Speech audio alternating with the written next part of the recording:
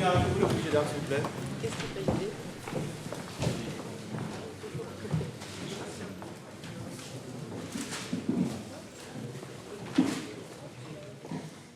Bien, bonjour à tous. L'audience est ouverte, vous pouvez vous asseoir. Bien, j'avais prévu d'évoquer le dossier dans lequel sont mises en cause Madame Georges. Je la représente, Madame le Président. Vous avez un mandat? Malheureusement non, parce qu'elle est à Paris et donc elle m'a téléphoné à la dernière seconde. Ce sera donc un contradictoire à signifier sans mandat. Monsieur Éric, venez à la barre, monsieur. Et monsieur Vincent et Madame Valérie également. Bonjour, messieurs, dames. Alors, je vais vous demander de vous asseoir tous les trois quelques instants sur le banc pour faire un bref rapport des faits. Alors, au départ de cette procédure, existe une association qui s'appelle le Club des Amis des Aveugles. Cette association est propriétaire ou était propriétaire de 2 immeubles. L'un à Morne-Rouge, une maison entourée d'un petit espace vert, et un terrain à Ducos de 5000 m². Comme son nom l'indique, l'objet de l'association était de venir en aide aux personnes malvoyantes et ou aveugles et à leur entourage. Ce qu'on sait, c'est que en 1997, cette association, constatant qu'elle avait des difficultés de fonctionnement, décide de la dissolution et de vendre l'ensemble de ses biens. Petit bond dans le temps, on arrive à 2004. En mars 2004, le président de l'association donne mandat à représenté par Madame Georges pour réaliser toutes les opérations relatives à la cession de l'association Club des Amis des Aveugles. Madame Georges a mandat de trouver des acheteurs pour les biens immobiliers dont l'association est propriétaire. Et c'est ce qu'elle fait pour la maison du Morne-Rouge. Elle présente 2 acheteurs qui vont devenir acquéreurs de cet immeuble.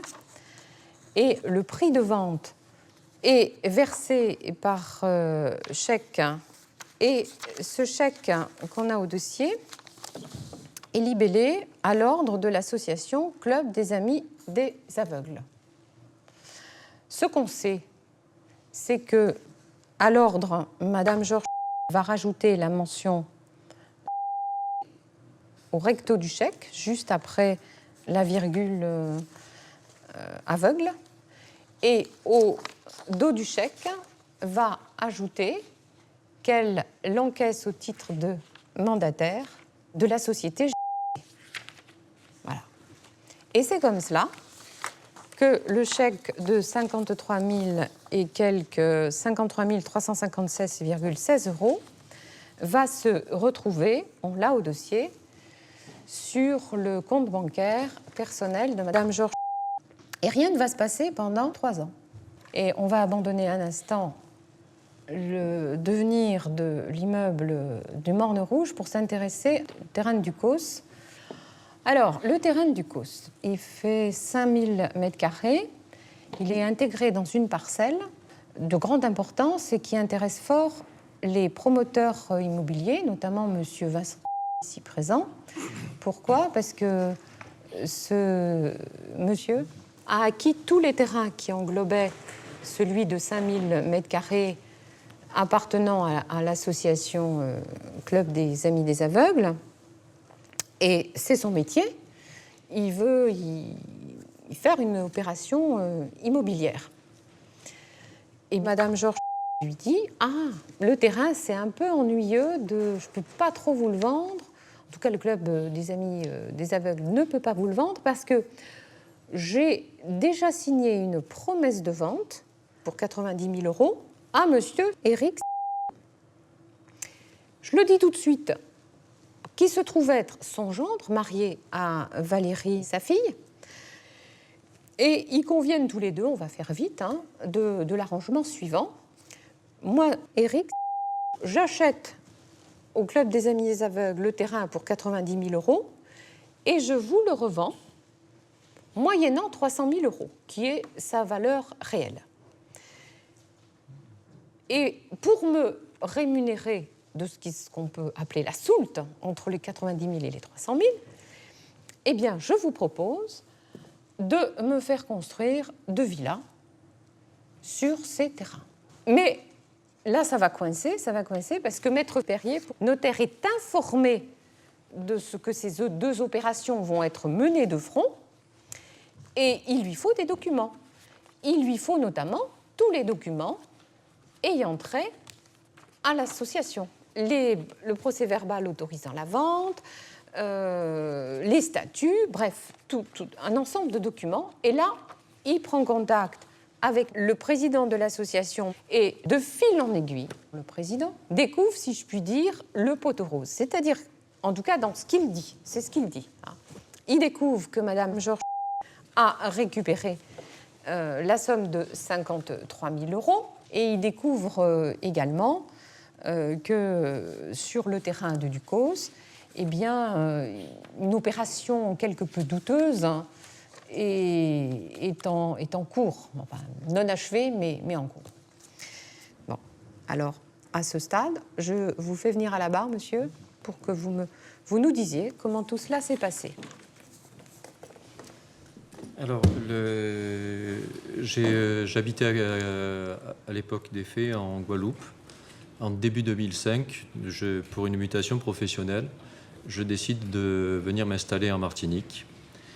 Et au mois de juin 2005, je souhaite faire l'acquisition d'un terrain pour construire personnellement une maison. À ce moment-là, ma belle-mère me dit qu'elle a un terrain à céder et que les propositions qui lui ont été faites jusqu'alors étaient de 70 000 euros. Je me rends sur le terrain. Il est squatté partiellement par une personne qui a construit une maison et qui plus est, il y avait un droit de préemption de la mairie d'environ 1500 mètres carrés. Donc moi, la proposition que je fais en 2005 concerne un terrain squatté sur une zone entièrement en friche, sur laquelle certaines personnes ont fait des cultures, sur lesquelles il y a du squat, et avec un droit de préemption de 1500 mètres carrés sur les 5000, laissant un tout petit bout de 500 mètres carrés quasiment inexploitable, ce qui fait que dans mon esprit, je fais une proposition pour un terrain qui fait 3000 mètres carrés. Droit de préemption. Pardon ? Pour qui ? Pour la mairie de Ducos. Pour la mairie de Ducos. Pour reconstruire sa route. Pour faire passer une route. Donc le terrain est aujourd'hui enclavé. Donc ça, c'est toute l'analyse que je fais de l'acquisition du terrain.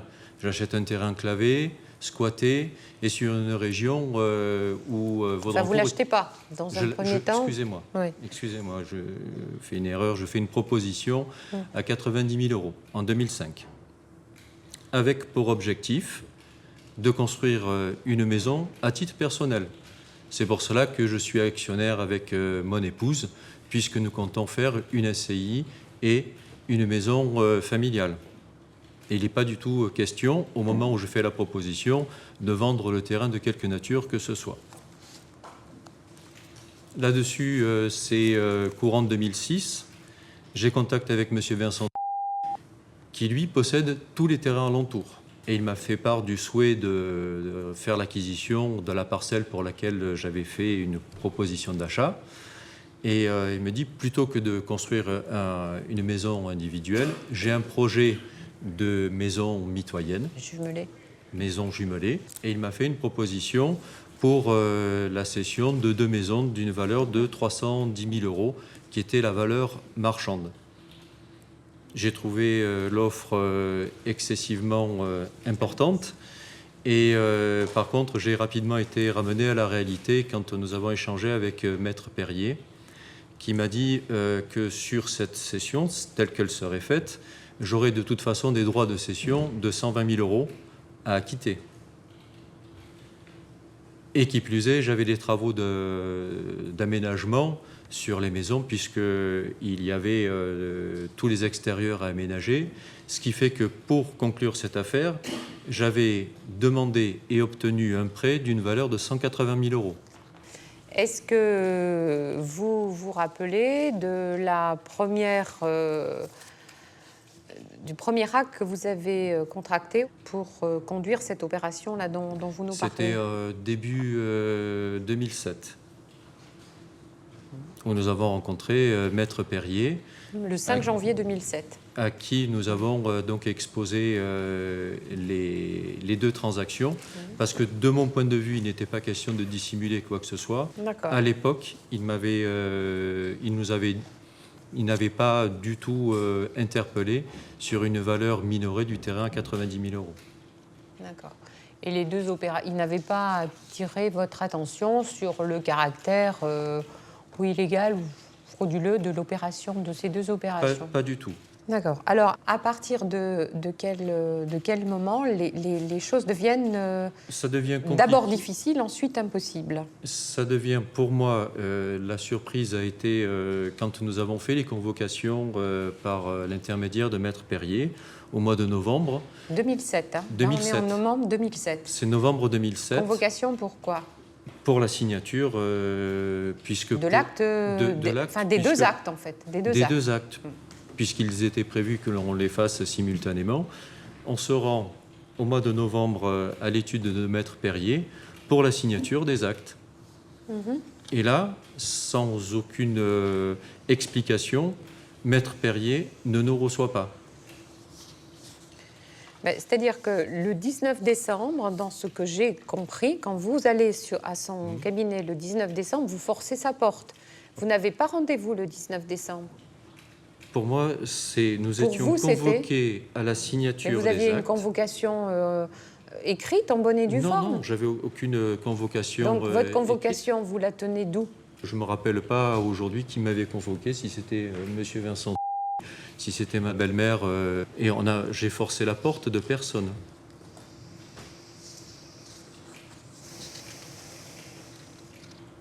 De toute façon, forcer la porte pour obtenir quoi? Je sais pas, monsieur. Vous parlez, vous, de convocation. J'essaie de savoir quelle forme a cette convocation. Maître Perrier, pour passer les actes dont vous parlez, avait notamment besoin d'un procès-verbal d'Assemblée générale de l'association Club des Amis des Aveugles qui autorisait la vente et qui donnait pouvoir à Madame Georges d'agir pour le compte de l'association. Alors, c'est là qu'intervient l'établissement d'un faux procès-verbal d'une assemblée générale qui se serait tenue le 30 novembre 1997, procès-verbal de l'association Club des Amis des Aveugles. De tout cela, je n'en suis pas informé. Alors, vous êtes informé de quoi exactement? Vous savez que vous êtes le gendre de Madame Georges, quand même. Ça, sans aucun doute. Bon. Alors, de quoi vous êtes informé? Que vous allez réaliser une opération immobilière intéressante. Que je vais réaliser une opération immobilière intéressante, moins intéressante que le calcul que vous avez fait tout à l'heure. Je ne vais pas récupérer 300 000 euros. Ouais. Je dois faire quand même un contrat de 180 000 euros. Ça reste une belle opération immobilière. Oui, mais enfin, 180 000 euros pour un terrain, une maison, c'est pas mal quand même. Ça reste... Je n'ai jamais nié que c'était une belle opération. D'accord. Je dis que je n'allais pas récupérer 200 000 euros. Il y avait un certain nombre de risques qui accompagnaient la réalisation de cette affaire immobilière. Qui étaient lesquels? Le délai de réalisation de ces maisons, le fait que j'allais passer 10 ans, tous mes revenus concernant cette opération immobilière, 10 ans avec le risque que les locataires payent ou qu'ils ne payent pas. Et j'ai quand même le remboursement de 180 000 euros. C'est une belle opération. C'est des risques immobilière. que prennent tous les propriétaires. On va pas... Je suis d'accord avec vous. D'accord. Il y a effectivement une prise de risque, et c'est une prise de risque que j'étais tout à fait d'accord de prendre, puisque l'opération immobilière était une belle opération immobilière. Alors, qu'est-ce qui se passe au-delà du 19 décembre? Au-delà du 19 décembre, je souhaite... Est-ce que vous comprenez le 19 décembre que cette vente ne sera pas possible? Non. Non. Et c'est à la suite de ça que c'est une affaire qui, pour moi, était très juteuse, effectivement, mais qui commençait à être excessivement longue. Et moi, mon objectif de départ, c'est pas de faire une opération immobilière, c'est juste d'avoir un logement. C'est pour ça que je voulais. Tout à l'heure, vous disiez faire que vous vouliez les l'acquisition de ce louer, terrain. les appartements. Pardon? Tout à l'heure, vous disiez que vous vouliez les louer, les appartements. Les maisons. Les maisons, oui. C'était puisque j'avais fait une promesse de vente pour l'acquisition d'un terrain, que pour le désenclaver, j'en fais cession à M. Vincent avec une proposition immobilière très intéressante. La seule solution pour moi d'avoir ces maisons, c'était de les louer pour arriver à boucler Il l'opération. n'y avait pas une villa pour vous, une villa pour Madame Georges? C'était Pas du tout. dans la configuration, ça aurait pu bien le faire. C'était pas du tout l'objectif. D'accord. Puisque Bon. le seul... quand je fais la demande de prêt, je la fais en mon nom seul. Je le fais au nom de la SCI Valérie tout seul. Et ces 180 000 euros, il faut quand même Après, les vous rembourser. pouvez y mettre qui vous voulez dedans. Bien. Alors, Monsieur Vincent, est-ce que vous voulez bien venir à la barre? Vous restez, monsieur. Je vais peut-être avoir besoin de vous poser d'autres Je questions. reste là-bas. Oui, s'il vous plaît. Alors, on part, pour ce qui vous concerne, du 19 décembre. Hein. Grosso modo, ce qui s'est passé en amont, on a à peu près tous compris. Bon. Vous, le 19 décembre, quand vous vous rendez chez le notaire, maître Perrier, pour signer les 2 actes de vente. D'accord. D'accord? De quoi êtes-vous exactement au courant? Bon, j'ai peut-être un trou là pour la date, je crois que c'est 19 décembre. Mais comme je suis en contact souvent avec Maître Perrier, puisque je fais plusieurs transactions avec lui, il m'a seulement signalé qu'on ne pouvait pas signer les actes. Alors, maître Perrier vous dit ça quand? Il me dit ça juste avant. D'accord. Donc vous savez que le président de l'association ne veut pas signer les actes. Ouais. Donc le reste, je ne sais pas ce qui s'est passé après. Moi, la seule chose qui m'intéressait, c'était de faire l'acquisition pour faire mon programme et qui m'intéresse jusqu'à présent. Bon, donc maître Perrier, avec qui vous avez des rapports réguliers, puisque vous le voyez pour d'autres opérations, j'ai fait un lotissement de 44 lots et tout s'est passé chez lui. Vous dit, avant le 19 décembre, que le président ne veut plus entendre parler de cette opération. Non, pas ne veut plus entendre parler. Il a des choses à régulariser que pour l'instant, il ne signe pas. D'accord. Il ne signe pas la vente. Et néanmoins, et moi, j'avais fait le virement, j'avais fait... Vous aviez envoyé, je crois que c'était 100 000 euros. 100 000 euros, ouais. Et néanmoins, vous vous rendez quand même ce 19 décembre chez maître Perrier. C'est possible, parce que quand je leur dis ça, bon, peut-être qu'ils ne me croyaient pas. C'est ce que vous aviez déclaré lors de votre audition. C'est possible. Oui. Pour ma bonne foi, je suis allé avec eux. Ouais. Bon. Alors, ce qui est assez curieux, c'est que, bon, maître Perrier vous dit, vous reçoit pas, d'ailleurs, il vous dit rien le 19 décembre, il refuse tout simplement de vous recevoir. Et là, c'est vous, je crois, qui prenez contact avec maître Bellemare, un autre notaire. Un autre notaire, oui. Et vous lui demandez de faire ce que maître Perrier n'a pas réussi à faire. Alors, maître Bellemare... Parce que vous êtes tous pressés, ça ressort de toutes les dépositions, vous avez tous une obsession à ce moment-là, c'est signer cette vente avant le 31 décembre 2007. Parce que c'est la date à laquelle, je crois, se vient à échéance une des promesses. En tout cas, vous voulez signer tous avant le 31 décembre. Alors, je peux vous répondre là-dessus. Pourquoi je voulais signer? Quand on a fait la promesse de vente, j'ai fait un permis sur ce terrain. Pour faire un permis, il faut payer l'architecte, il faut payer toutes les frais qui sont accessoires, il faut faire le constat du site, tout ça a été fait. Donc, j'avais déjà engagé un certain nombre de financement sur cette affaire. Donc il fallait que j'avance, surtout à côté, j'étais en train de faire des travaux et je voulais, dans la même continuité, re-signer des marchés avec les entreprises pour continuer les travaux qui étaient à côté. Donc c'était pour cette raison que j'avais... Et puisque vous savez qu'il faut régulariser, qu'est-ce que vous espérez en contactant en urgence Maître Bellemare pour signer avant le 31 décembre?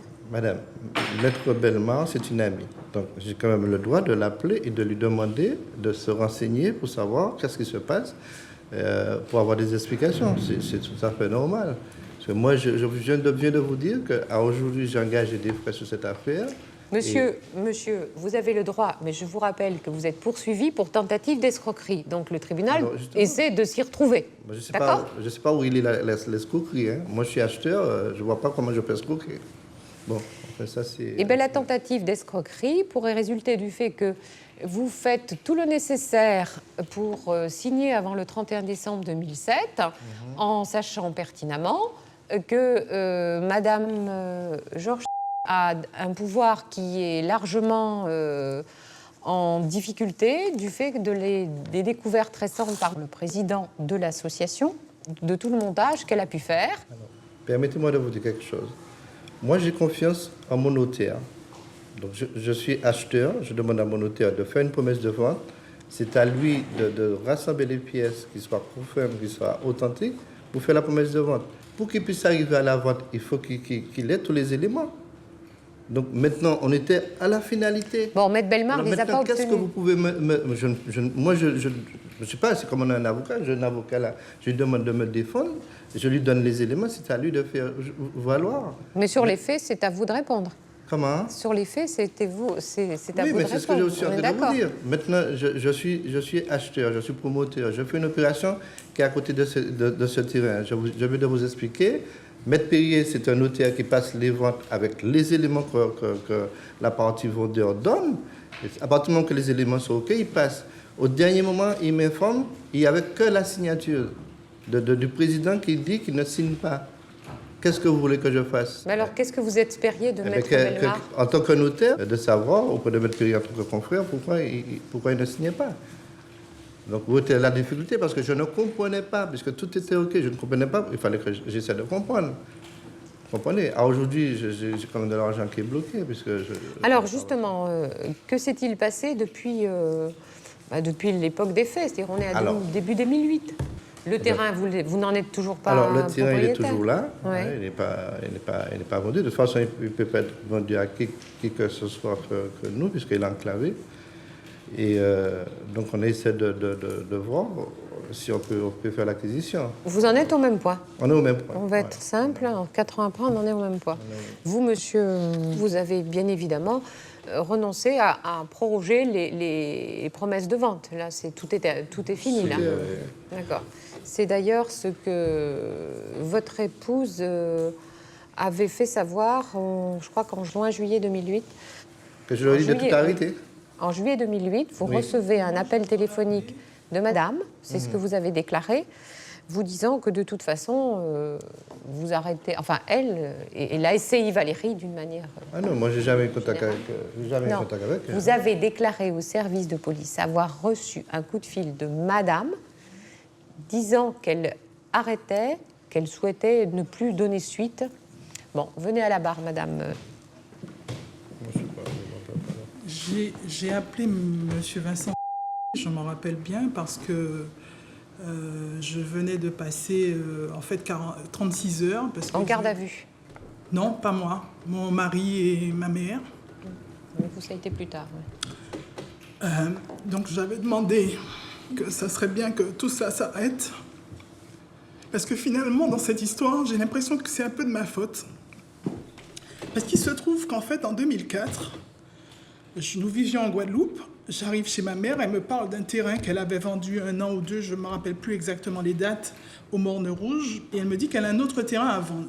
Et je lui dis, mais tu sais où ça se trouve?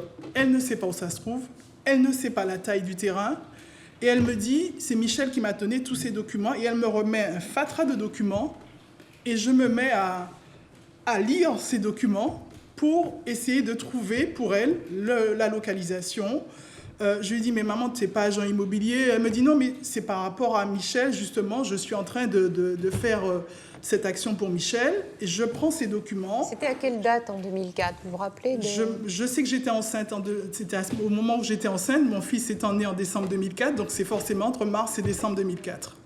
Donc je lis ces documents et effectivement, je m'y intéresse parce que c'est un peu l'histoire de la Martinique. C'est en fait un béquet qui a donné un terrain à une association, comme ça se faisait beaucoup à l'époque, certainement pour se départir de certaines lourdeurs, donne des terrains à des associations pour pouvoir justement, tout simplement par bienfaisance, s'ils donnent des terrains, il y a ce La terrain. plupart des origines de propriété des biens appartenant aux associations sont identiques. Oui, donc ils donnent ce terrain, je découvre des chèques, ma mère n'avait même pas ouvert les documents. Je lui dis tout ça, elle me dit, mais tu sais, Michel, il s'occupe pas de ce genre de choses, etc. Donc, je vais m'en occuper. Je lui dis, mais il y a 5000 mètres carrés, il va falloir que tu ailles à la mairie, etc. Elle va à la mairie et là, elle a des pressions à la mairie où on lui dit qu'il n'est pas question qu'elle s'occupe de ce terrain, que de toute façon, ce terrain est déjà concerné par une grosse promotion et qu'elle n'a qu'à se retirer.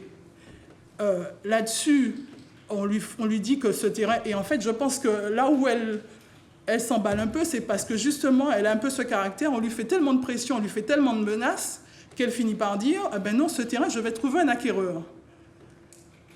Et nous, c'est vrai qu'à ce moment-là, mon mari a une mutation en Martinique, et on ne voit pas effectivement peut-être qu'il y a des gens qui sont les rois de la combine, mais nous, on se dit que ça pourrait être intéressant pour nous d'acheter ce terrain pour y construire notre maison. On n'est pas, on s'appelle pas Bouygues, on va pas construire des maisons sur 5000 m² pour les revendre. C'est ce qu'on espère à ce moment-là.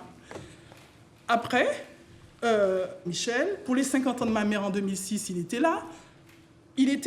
La porte lui était tellement grande ouverte qu'en 2007, à la victoire de Nicolas Sarkozy, je me rappelle bien, il est arrivé alors qu'on ne s'attendait même pas forcément à le voir, parce qu'ils avaient eu des combats politiques, etc. ensemble. Et puis, en 2008, fin 2007, moi, à ce moment-là, je ne suis pas au courant de tout ce qui se passe entre eux, mais on peut se demander pourquoi, entre le moment du Morne Rouge et du COS, il ne s'est rien passé. Et pourquoi, tout à coup, ce monsieur a porté plainte contre ma maman, contre moi, contre mon mari. Alors pourquoi? Vous avez Oui, parce que tout à l'heure, vous vous êtes livré à certaines suppositions concernant le dossier qui sont plutôt... Non, moi je ne livre pas des suppositions. J'ai donné connaissance de ce qui est au dossier. Oui, mais en disant... J'ai posé des questions. On peut penser que... Moi, je me dis, on peut penser que... D'ailleurs, j'ai relu tout à l'heure le document de la personne qui a instruit, en fait, l'inspecteur de police, qui dit... En fait, cette association, depuis des dizaines d'années, il n'y a pas d'assemblée générale, il n'y a rien du tout. Et ça, même ma mère le découvre en fait à ce moment-là, parce qu'il lui a quand même bien signé un mandat, disant qu'il en était le président et qu'il la mandatait parce qu'il était président. Donc on peut quand même se poser la question, parce qu'on a l'air d'être de toute façon tous des coupables, c'est nous qui avons tout le monde à monter une cabale. Jusqu'à ce que le tribunal ait rendu sa décision. Mais vous savez, quand vous êtes simplement prévenu. Mais quand mon mari a passé 24 heures en garde à vue, ma mère 36 heures, c'était les heures les plus longues de ma vie, et que en fait, cette histoire, finalement, on peut se demander si, vous savez, l'ex-compagne de ce monsieur a même dit, en général, la meilleure défense, c'est l'attaque. Donc, effectivement, on peut se demander pourquoi il a porté plainte contre tout le monde. Peut-être que c'est ce qu'il faudrait vraiment se poser comme question. Puisque là, aujourd'hui, nous sommes tous tous coupables. Il faudrait peut-être lui poser la question, lui demander pourquoi il a porté plainte contre tout le monde. Qu'est-ce que vous saviez de cette opération immobilière, vous? Je savais que mon mari avait eu contact avec M. Vincent, qu'ils avaient un projet entre eux, une espèce de montage que je trouvais effectivement un peu compliqué, mais c'était un montage apparemment tout à fait normal dans ce genre de situation, parce que, comme me l'avait expliqué mon mari, en fait, il y a une valeur marchande, mais en fait, la valeur de revient pour monsieur n'est pas forcément la même que celle qu'on met sur le papier comme valeur marchande. Et après, on devait justement faire un prêt, etc. Donc, pour moi, c'était une affaire qui me semblait... je ne pensais pas qu'on montait des escroqueries en allant voir un notaire, en faisant les choses de façon aussi... Enfin, ce qui me semblait assez clair. Mais moi, je n'ai pas pris parti aux décisions parce que ça me semblait assez clair de M. Vincent, qui est quand même un promoteur reconnu, qui n'a pas... voilà, donc aujourd'hui, je crois que c'est la première fois qu'il se retrouve dans ce genre de situation parce qu'on a quelqu'un qui a porté plainte et on ne sait pas pour quelle raison. Voilà. Bon. Des questions. Monsieur le maître Calix, des questions. Monsieur le procureur, des questions ont prévenu. Une question, Madame la Présidente, si vous le permettez. Je vous en prie. À l'intention de Monsieur Vincent. Une question, Monsieur. Si je reprends la chronologie des faits, le 14 décembre 2007, Maître Perrier vous informe que la vente ne peut pas avoir lieu.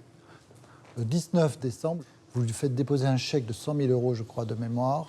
Il refuse votre chèque. Il refuse votre chèque. Le 20, Maître Perrier refuse de vous recevoir. Ça ne vous pose pas de problème. Vous êtes un professionnel de l'immobilier. Des ventes immobilières via des notaires, je suis convaincu que vous en avez fait des dizaines, voire des centaines. Ça vous est déjà arrivé d'avoir un notaire, 1, qui vous dit qu'il ne peut pas y avoir de vente, 2, qui refuse votre chèque, 3, qui refuse même de vous recevoir, 4, qui vous fait sortir par son clerc de notaire.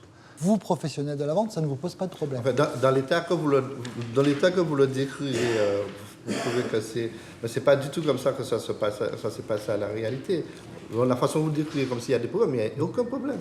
Les choses sont passées sans heurts, sans quoi que ce soit. Il n'y a pas de conflit. Mais moi, je vous ai dit pourquoi je voulais signer, parce que c'est normal.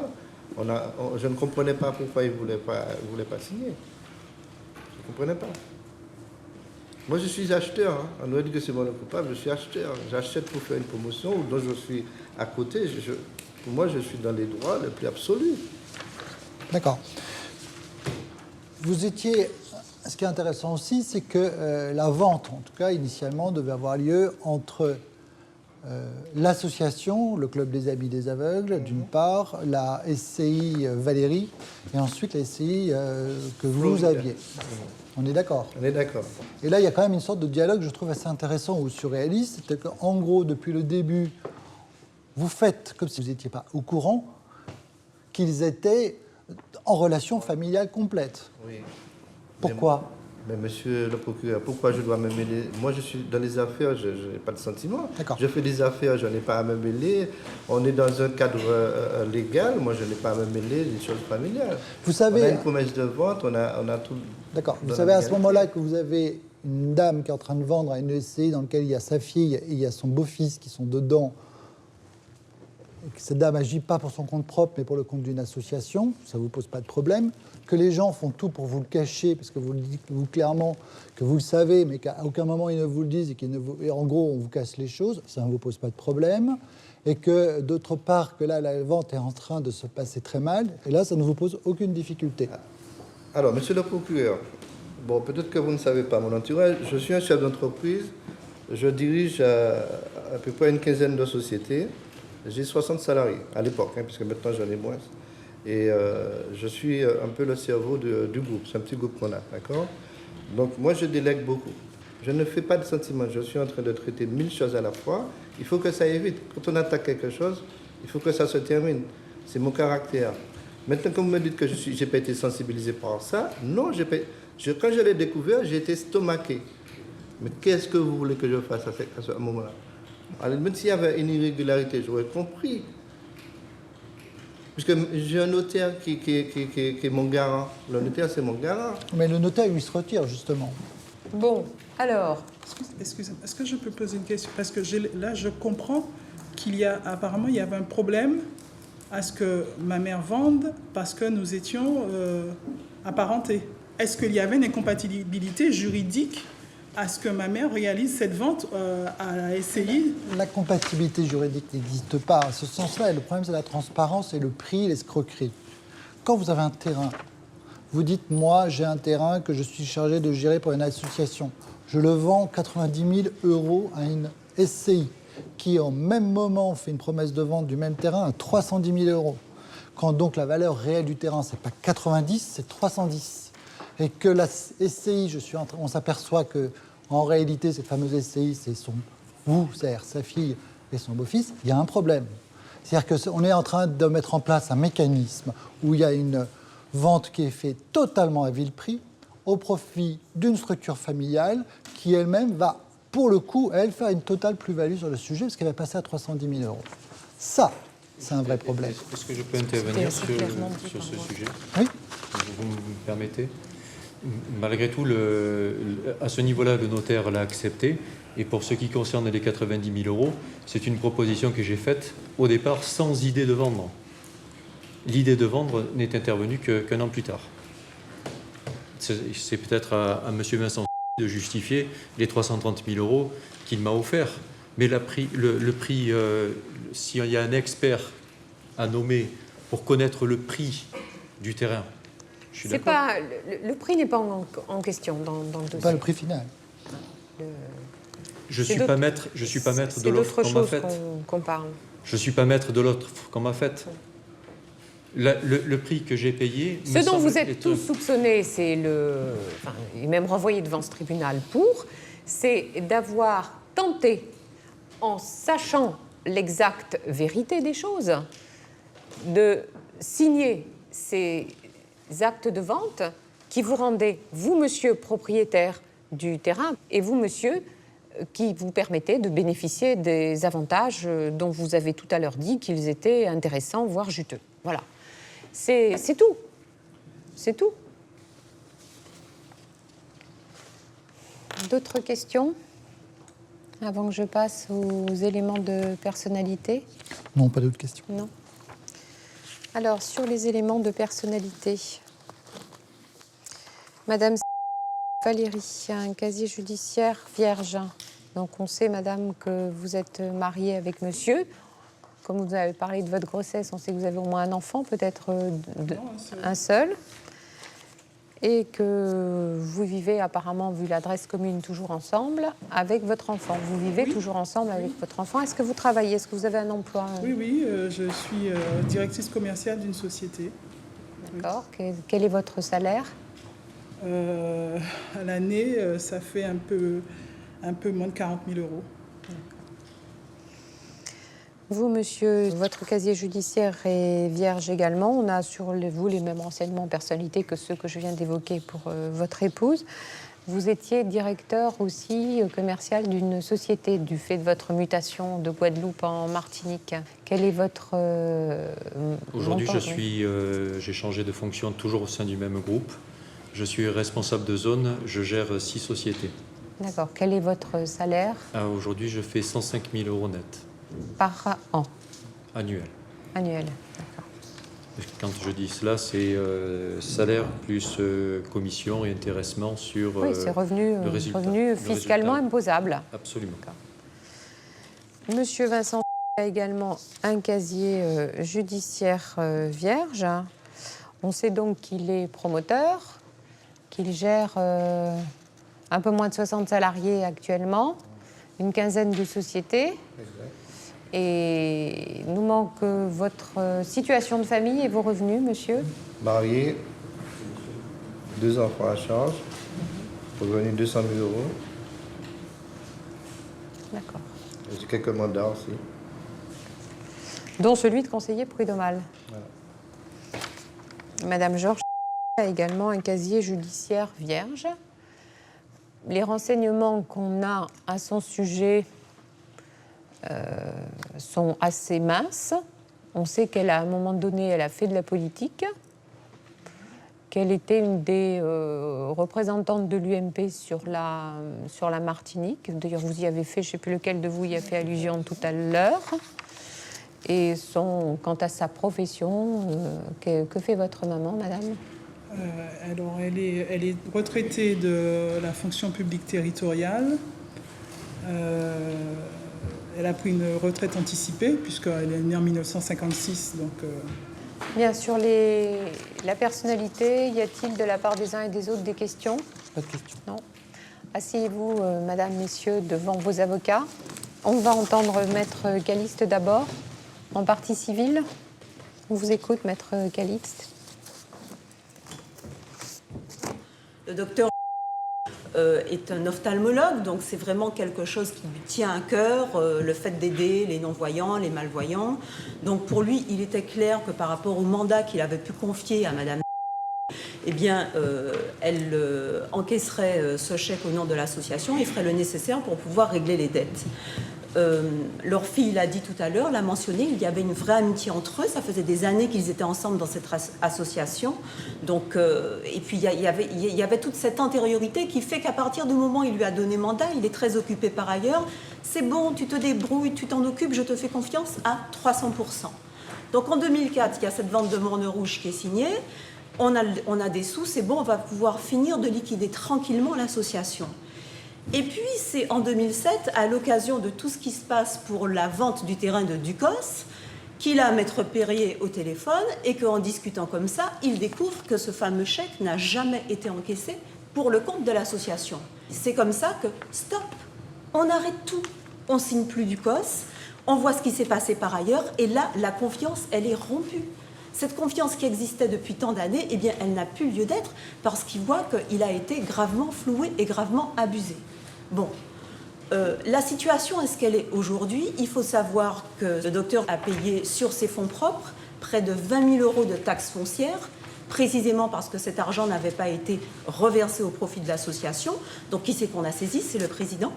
Et forcément, donc, il a dû payer les sommes pour éviter d'avoir des problèmes. Donc, l'association sollicite le remboursement du prix de vente du terrain de Morne Rouge, de façon à ce que ces sommes puissent être utilisées enfin à payer tout ce qui doit être payé, et puis également à rembourser le président qui a fait une avance de fonds importante. En ce qui concerne le terrain de Ducos, on a évité de justesse une catastrophe. Le préjudice au jour d'aujourd'hui, heureusement, grâce à sa rapidité, sa présence d'esprit, n'est pas réalisé. Donc, pour ce terrain, il sollicite 1 € de dommages et intérêts à titre symbolique. L'association sollicite donc cette somme vraiment à titre symbolique. Ceci étant, il a fallu faire toute une procédure pénale qui a été longue, qui a été compliquée. Il y a l'audience aujourd'hui, il y a eu d'autres audiences auparavant. Donc, l'association sollicite au titre des frais de procédure, l'article 475-1, la somme de 6 000 €. Je vous remercie. Merci, Maître Calixte. Monsieur le procureur, on vous écoute dans vos réquisitions.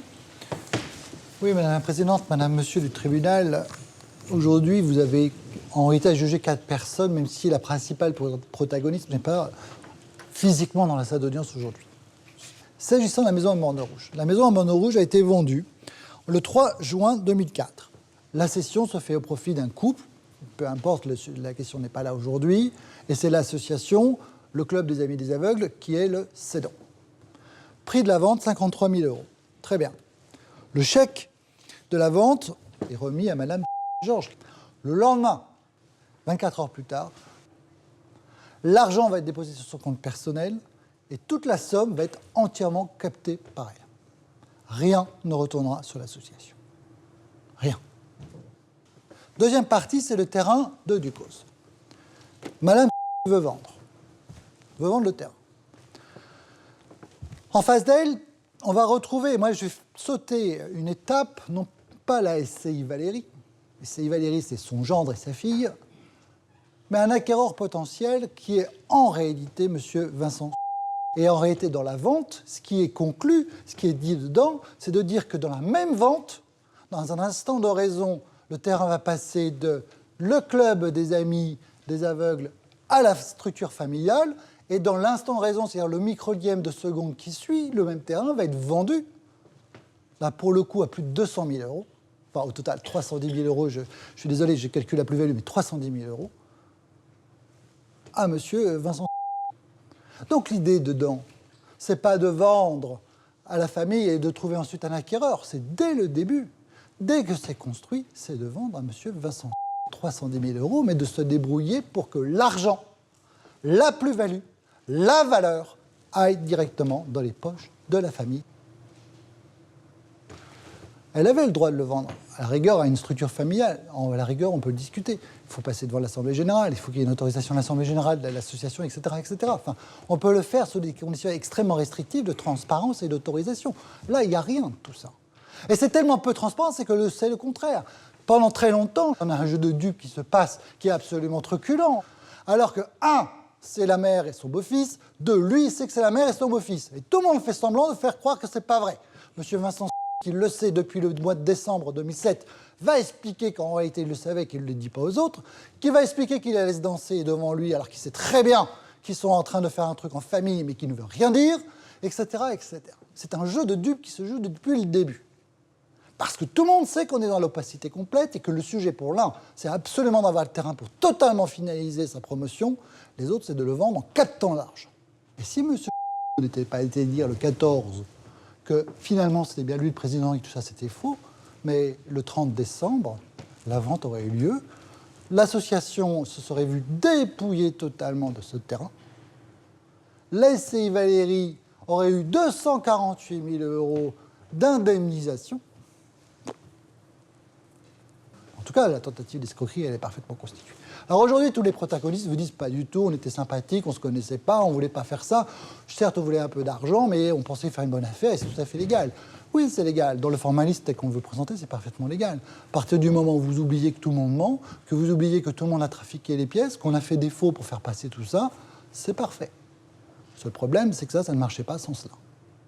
Donc, pour ma part, Madame la Présidente, vous êtes saisie de l'ensemble des faits, des escroqueries qui vont de 2004 jusqu'à 2008, vous avez été saisie des faux, etc. Je rendrai dans mes réquisitions. Le principal protagoniste est effectivement Madame Georges, qui aujourd'hui n'est pas devant votre juridiction. Je requiers à la concernant une peine de 2 ans d'emprisonnement. Sur ces 2 ans d'emprisonnement, je demanderai à ce qu'une année soit assortie d'un sursis. Je requiers en outre une peine d'amende de 50 000 € pour les faits qui sont concernés. Je requiers aussi concernant son gendre, c'est lui qui est vraiment l'instrumentalisation de la structure, la SCI, etc. Je requiers le concernant une peine de 18 mois d'emprisonnement. Je pense qu'une peine de 6 mois d'emprisonnement ferme sur les 18 mois est nécessaire pour marquer la nation même de ces escroqueries, la manière dont il s'est comporté dans sa tentative d'escroquerie.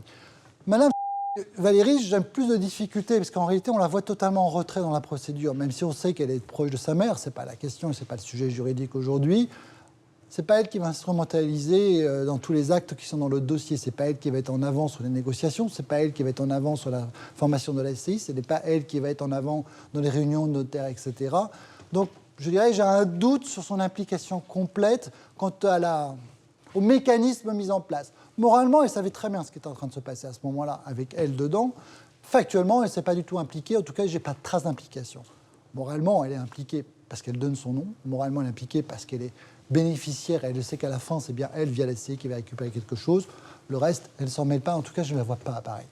C'est pourquoi elle est coupable sur la tentative d'escroquerie, mais une implication très en retrait. C'est pourquoi je requérais une peine de principe de 3 mois d'emprisonnement avec sursis la concerne. Et pour M. Vincent, je ne pense pas que vous ayez requis. Oh, pardon, excusez-moi, j'ai oublié M. Vincent. Je ne reviendrai pas sur son intérêt avide, finalement, d'avoir ce terrain coûte que coûte. Je requiers le concernant une peine de 12 mois d'emprisonnement avec sursis.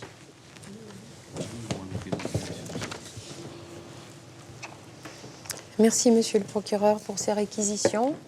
Alors, la défense, dans l'ordre qui vous conviendra. Je peux commencer, madame.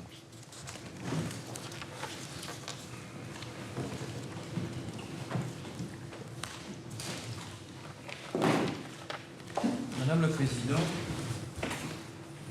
Madame, Monsieur du tribunal, Monsieur Vincent est poursuivi dans une citation extrêmement curieuse, puisqu'il est indiqué « Nous vous faisons connaître que vous êtes poursuivi pour faux et usage de faux ».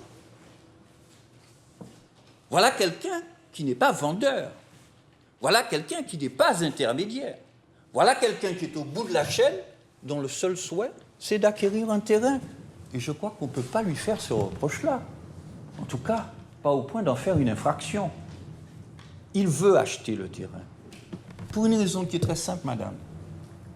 C'est que vous avez autour ces terrains qu'il est en train de lotir.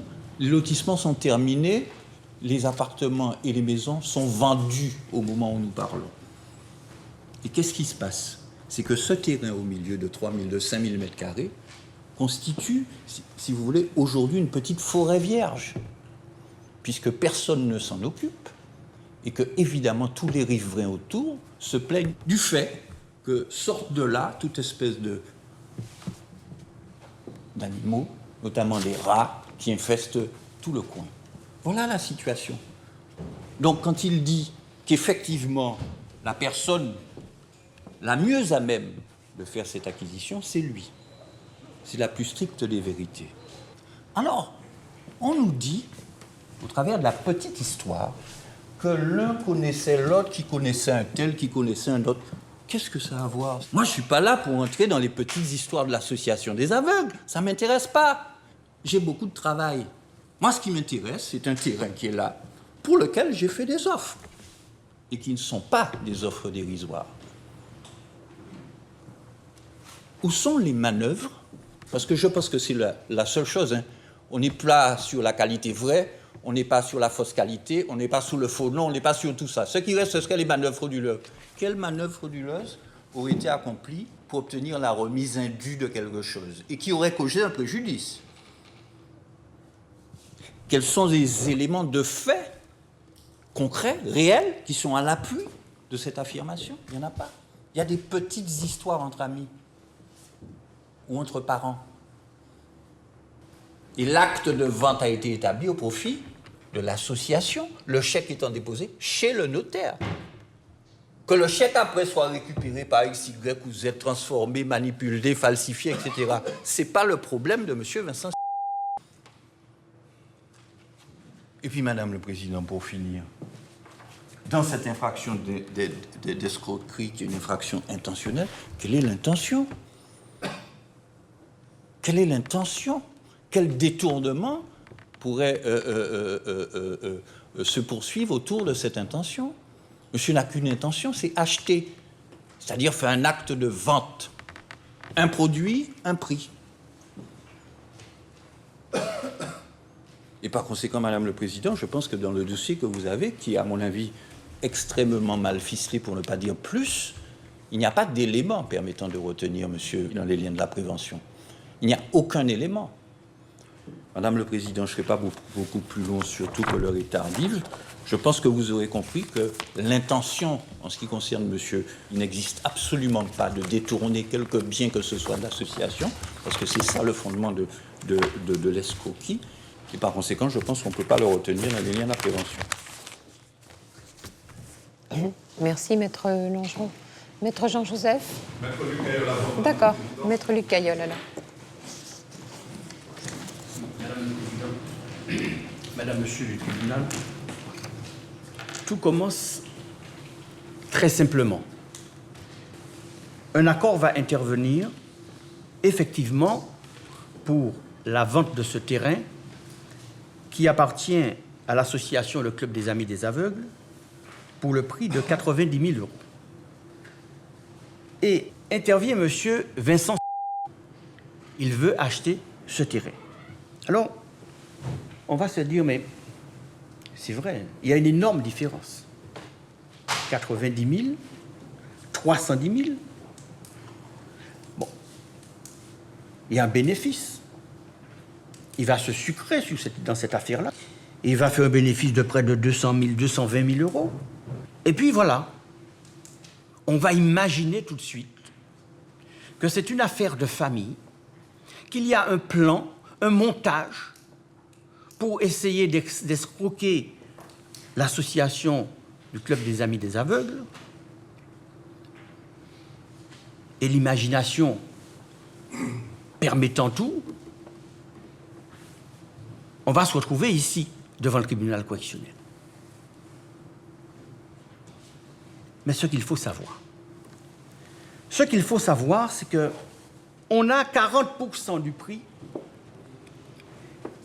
qui va être destiné aux impôts. 40% du prix, 124 000 €, disons, frais de mutation. Et pour les impôts, rien que ça.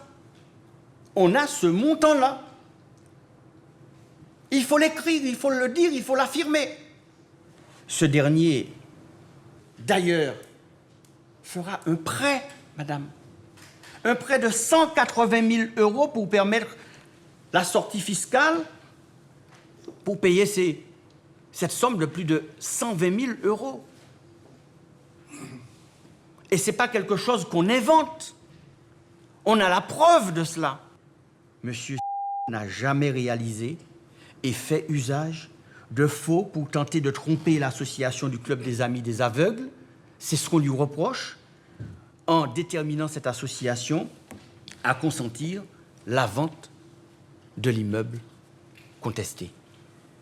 Non. C'est pourquoi, madame, je demande à votre tribunal de relaxer monsieur purement et simplement en jugeant et en estimant que les infractions pour lesquelles il se trouve aujourd'hui poursuivi ne sont pas établies. Merci, maître. On vous écoute, maître Jean-Joseph. Madame le Président, Madame le juge, Monsieur le juge, je me tiendrai à l'essentiel de ce dossier car tout a été dit. Ce que je voudrais que vous reteniez dans votre délibéré, c'est que ni l'un ni l'autre, en particulier Madame et sa fille dans l'intérêt desquelles je me présente, ni l'un ni l'autre ne s'est associé dans une entreprise de spoliation à l'encontre de l'association, comme semblerait vouloir le dire Monsieur le procureur.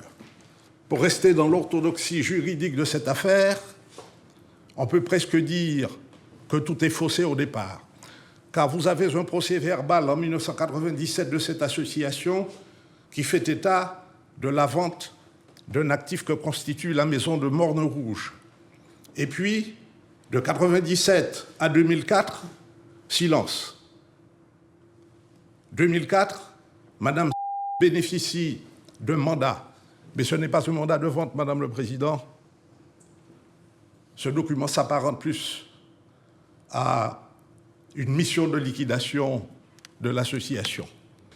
J'aurais pu aujourd'hui, simplement pour faire court, Madame le Président, Madame, Monsieur le juge, vous dire que Madame, reconnaissant les faits, eh bien, je vous demande de faire preuve d'indulgence à son égard. Je pense que Monsieur le procureur a singulièrement exagéré en vous demandant des peines quand même